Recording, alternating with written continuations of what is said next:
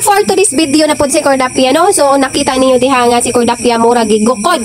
Gigukod na siya. Wala din na siya gigukod. Oy, naggukod. Siya ang naggukod sa oras, naggukod po na siya sa adlaw.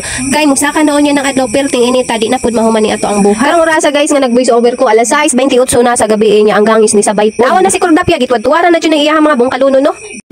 Hinawanan sa alugbati guys na. So ato ni siya itanong kay sayang man pud kayo. No na naman ko itanong dito ang alugbati to sa balis-bilisan namo.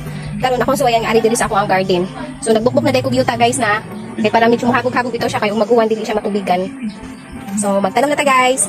Dali kay magtanong og mga utanong guys kay kung may nahanglan ka doon ra kaayo kag makuha ano.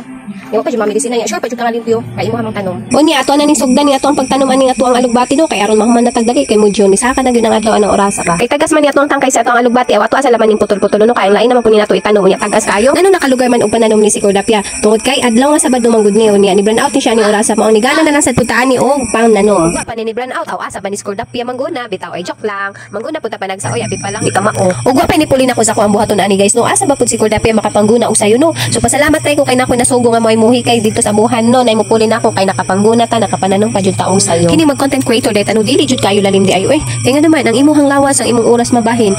Kung ari ka diri maghimo kag content ang imong trabahoon mapinding. Kung adto po ka dito sa trabahoon may unahon ang imong hapong content mo apoy mapinding. Unya inigtanaw na nimo sa imong dashboard pila lang ka-uploadan nga wala nimo ma-upload bagsak dayon mupuwa dayon muusos dayon ang imong views. So maong dili jud ay lalim. Kinahanglan jud ay na jud kay time management no kamao ka modala sa imong oras kung kanus ka mulihok sa imong uploadon kamao ka mulihok sa imuhang mga buhatunon sa balay. Mao nga sa mga content creator diha, laban lang jud ta ani no. Bahala wa tay kontra basta kay mo laban lang gyud ta.